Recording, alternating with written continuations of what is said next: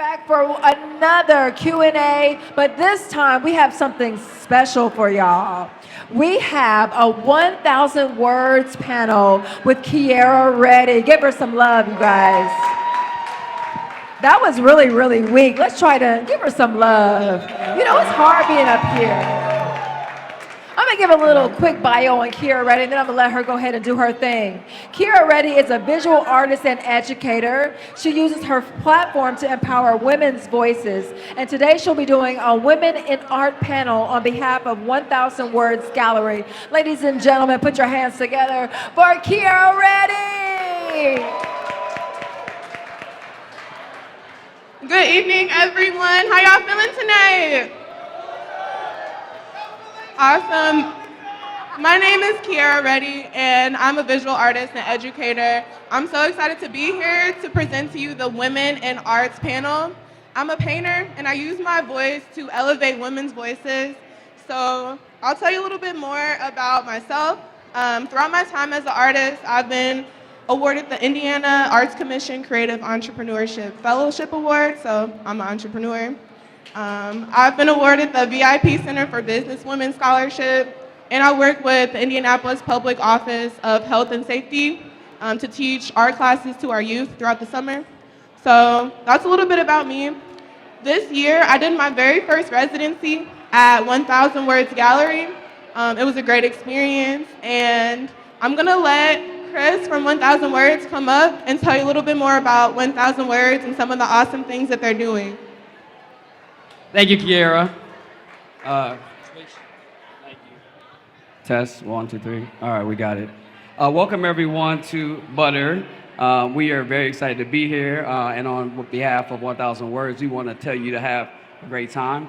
What we've been able to do is encapsulate the love that people have for art and artists and be able to showcase that. So I'm really proud of Kiera. She's taken her artistry and her business to the next level, and she hopefully is going to unlock some information that might allow some others to do that. So yeah, if you want to know more about us and our gallery, check out 1,000 Words Indie on Instagram or 1,000 Words Indie, INDY.com. Back to you, Kiera. Thanks, Chris. Okay, so this is the Women in Arts panel. The goal of this panel is to inspire, uplift, and provide a platform to learn from some of the awesome women working in the arts. I know when I was coming up, 15, 16 years old, I never knew that I would be an artist. I never knew what an occupation in the art field would look like. And I wish I had someone like these ladies to give me guidance or inspiration. I feel like I would have been a lot further ahead, but I'm gonna go ahead and introduce the ladies we have on the panel. So the first one that we have is Felicia Carr. She is a self-taught, yeah, give it up. She's a self-taught multidisciplinary artist from Indianapolis.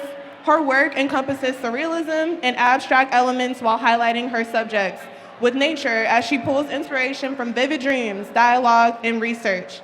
She uses her intuition as a guide to explore and communicate the importance and empowerment, love, beauty, vulnerability, and healing for the Black community. She received her Bachelor's of Arts in Communication from North Carolina A&T State University. Her work was featured in solo and group exhibitions in cities across the United States, including Atlanta, Indianapolis, and Los Angeles. Her work was exhibited at the Indianapolis Central Library, Waco Theater Central Wearable Art Gallery, which is by Tina Knowles Lawson, that's Beyonce's mom, the Indiana Black Expo, IU Ball Memorial Hospital. By 2021, she was awarded for a custom shoe design for a Finish Line and Puma sponsored event hosted by Pattern Magazine and Marked. Give it up for Felicia. All right, we also have Kat in the middle right here. Kat is a digital and fine artist combining both in works that are modern and primal. She studied painting and drawing at the Herron School of Art and Design and graduated with a Bachelor of Science in Media Arts from Indiana University. The purpose of her work is to remind us that the movement and arrangement of subjects is the first language of every human on the planet. Each piece she creates is made to implement a message of healing. Give it up for Kat. All right, and last but not least, we have Mally Simone Jeffers. Woo! Mally works to challenge personal perspectives towards more equitable thinking. She develops, manages, and supports projects around race, civic pride, arts, and culture. Mally started her career organizing a series of performance-based public events for underserved communities. Since then, she served as a delegate for the Indy Chamber of Commerce, Leadership Exchange.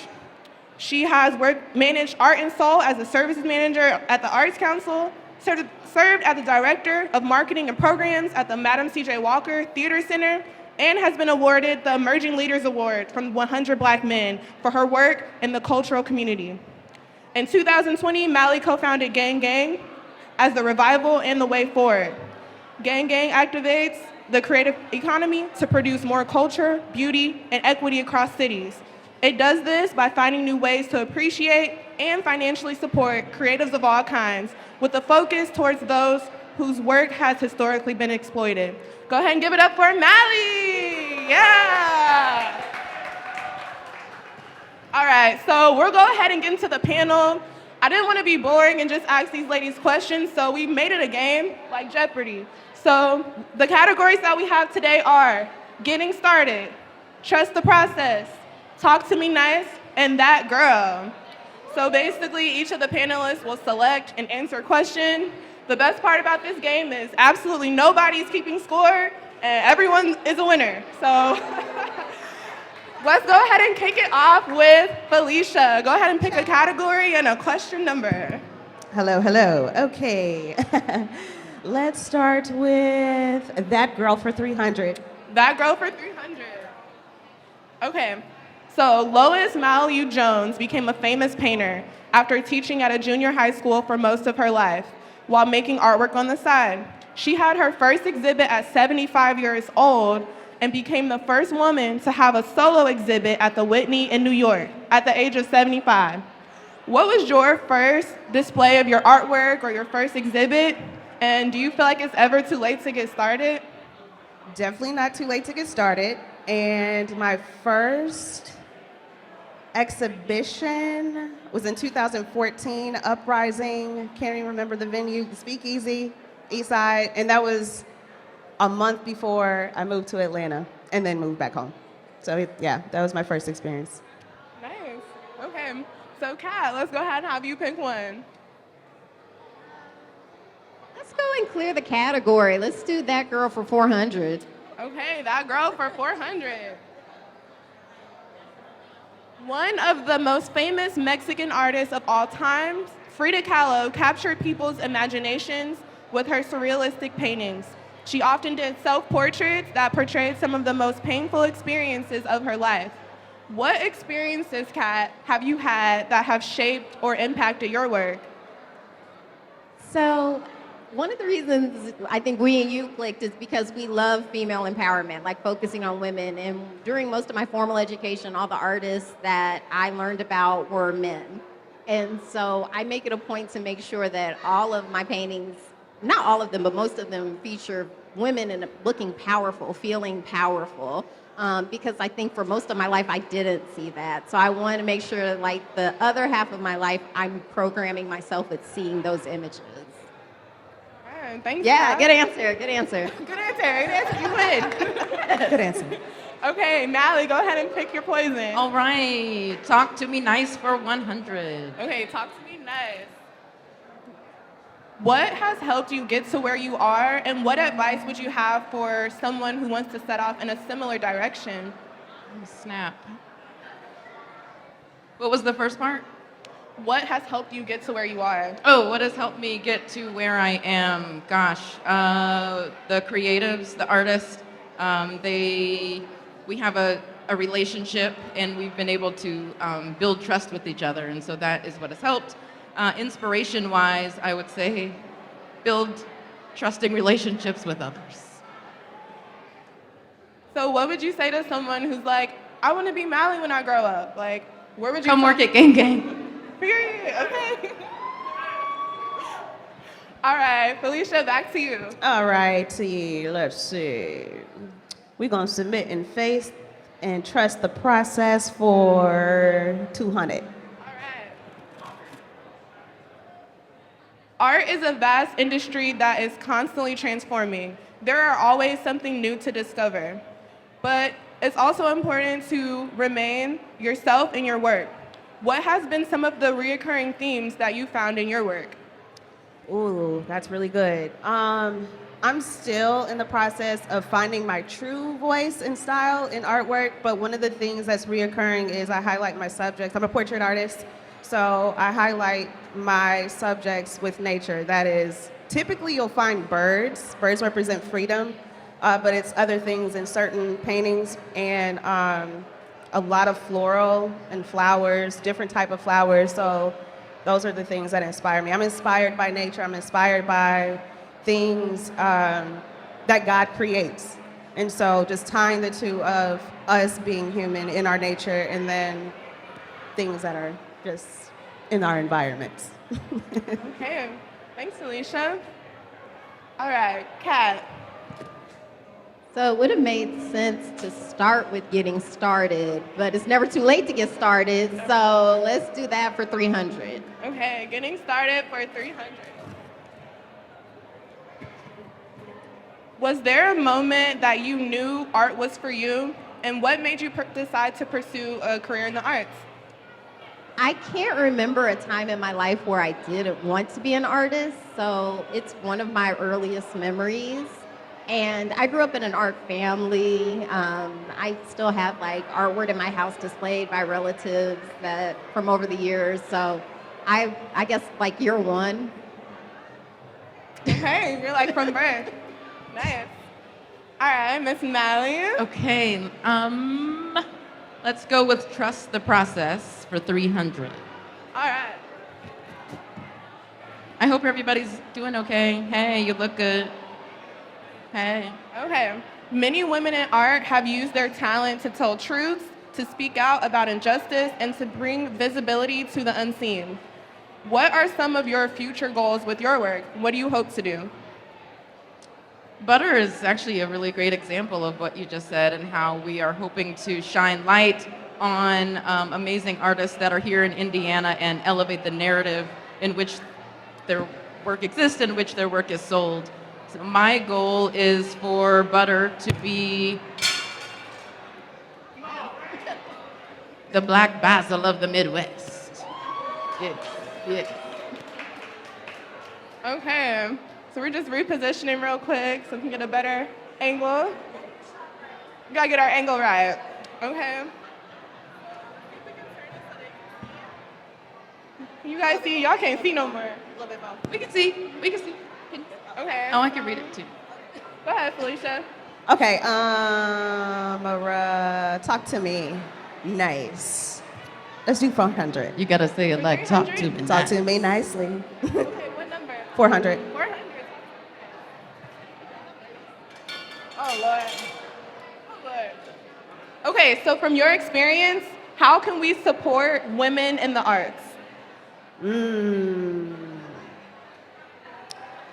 Encouragement is what I need, because I'm my biggest critic. Also, constructive criticism so that I can get better. I can accept that, because I'm always looking to be better and grow and learn. Support is the biggest thing, and support doesn't always have to be financially. Support, I think the biggest thing is showing up. Like when your friends have art shows, show up and go to their art shows. Or if they, I don't know, just anything that they need support with, I think is the biggest thing, especially among women. All right, thanks, Felicia. Okay, so we got a few more left. Can you see, Kat? I'm gonna turn around for you. I can see it. Let's do trust the process for 100. Okay, trust the process. Who do you want to help through your work? Everyone. Good answer. Good answer, good answer. Good answer. All right, Molly. Okay, getting started 100. Okay. Where do you find your inspiration? There's actually a table right here to my left, and I find a lot of inspiration. That's my niece, that's my daughter, that's my bonus baby. and there's another one somewhere. And I'm trying to do all of this so that they want to stay in Indianapolis, and so that they know that they can have creative careers. So that's my inspiration right there. That's beautiful. That was beautiful. All right, Felicia, can you see your meal? Bring it back. Yeah, well, I'm just gonna go ahead and do getting started since I didn't do that, and let's go 400. 400. Okay. Have you ever been discouraged for pursuing a career in the arts? Yes. When I was a little girl, one of the things that, people ask you when you're a kid is like, what do you want to be when you grow up? And I'm like, an artist. And they're like, that's cute. What else do you want to do? And I learned early on that was like, it felt like it was something wrong with what I wanted to do. And so I spent a lot of my formative years trying to find something else that I was really good at and just as passionate, and I wasn't. And so, but once I made the decision, it kept calling me back. Like, I would leave it alone, and then I would have to create again. And then it was a relationship, if you want to look at it that way. And by the time I graduated college, that's when I made my decision that I was going to do it full time. Awesome. I'm glad you came back around to your calling. All right, now Kat.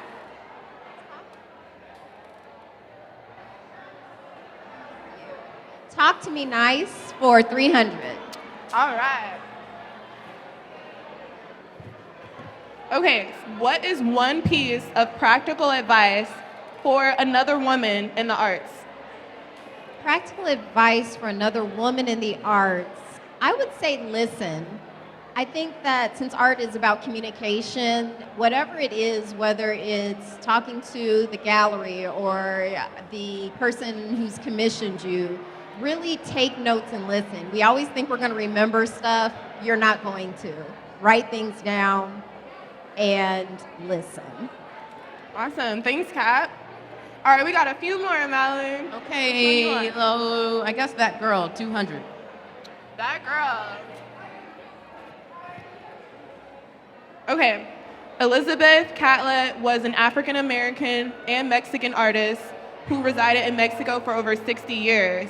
During her graduate studies in Iowa, her mentor encouraged her to make her subject what she knew best. She decided to make her subject Black women. Her pieces capture personal and political sentiments about the experiences of Black women in motherhood. How does your personal identity and your experience in womanhood influence your work?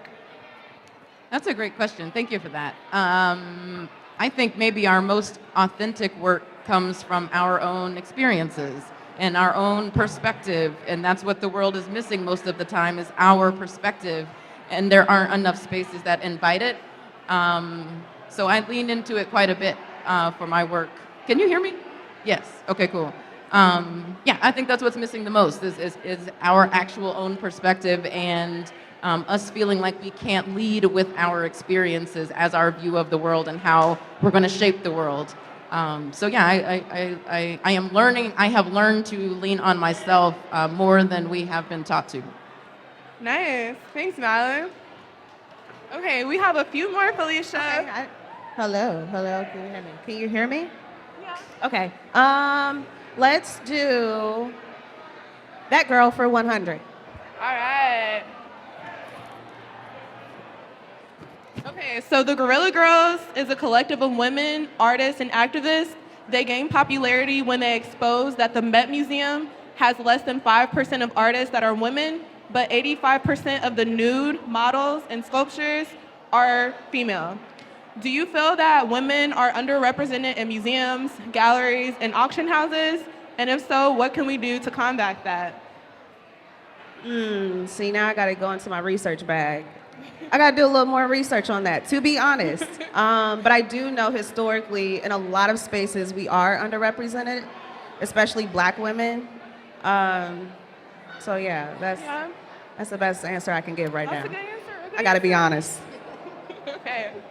All right, we got 3 more questions. Talk to me nice for 200. I came in hot.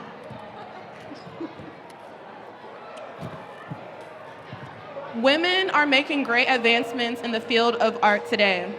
Who are some of your role models or any women that inspire you? My biggest role model in art has been my godmother. She worked in the school system and just recently retired as a elementary art school teacher. I went to school to be an art teacher and realized I'd be horrible at it and wanted to realize I had to work for myself. But even still to this day, she's still very much an inspiration. I watched her my whole life, and yeah, that's my direct inspiration for women artists. I want to comment on the question before, though, about, because that article about does a woman have to be nude to get into a museum? And that seems very real. It's like we're okay to be subject matters, but not okay to make the subject. So I think the best way to combat it is not shutting up about it until they change it. Period. All right, we're going to make them listen, okay? All right, Molly, we have a few more questions. Go ahead and pick one. Trust the process 400.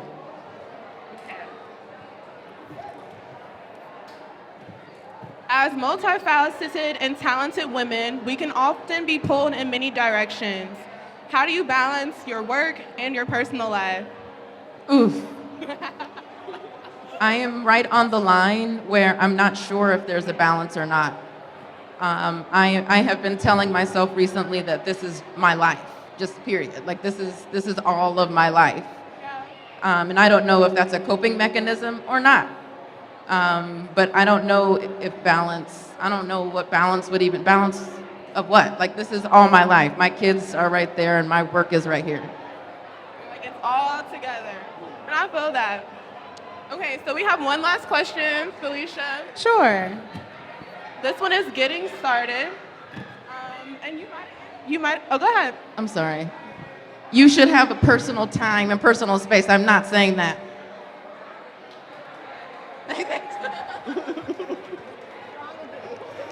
Period. Okay, so the last question is, growing up, what was your perspective of the arts as an occupation? So I'm gonna date myself. I'm an 80s baby. And hey, what's that? And growing up, late 80s, 90s, starving artists was a real thing. Like, you know, that's why earlier when I spoke to, when people were like, okay, what else do you want to do? Is because it wasn't a realistic thing to make a living. As a living artist, you had to die in order for your work to be valuable. And so, can you repeat the question? So I started going on what was your perspective? That was my perspective of the arts at that time. But now, since we've advanced into the technology age, where we have things that are accessible and we're seeing artists that are full-time and making a lucrative living, my perspective has shifted because of that. So that's why I stand where I stand. Okay. Thank you so much, Felicia. Thank you. Pat, and thank you, Mally. These Thank are you, some guys. really amazing and impactful women in the arts, so go ahead and give it up. So I'm just gonna have each of you go through and give like your Instagram or website or just some way that we can support you and continue to follow you on your art journey. Absolutely. So I'm very active on Instagram, but I also have a website. It's the same thing. It's I Love Fee, which is ILOVE, P as in Paul, HY. And my website is ilovefee.com. So I Love Fee on all Crawford. I do Instagram sometimes, and it's Kat, KTFITZ, PATT. And I also do a podcast weekly, the Fake Ass Book Club. So if you like books and talking things, then you should check me and my co-host Moni out there at the Fab Podcast on Gmail. It's a great podcast. You guys tune in. I'm Melina Simone. Melina Simone. Okay, awesome. We'll give it up for these ladies one more time.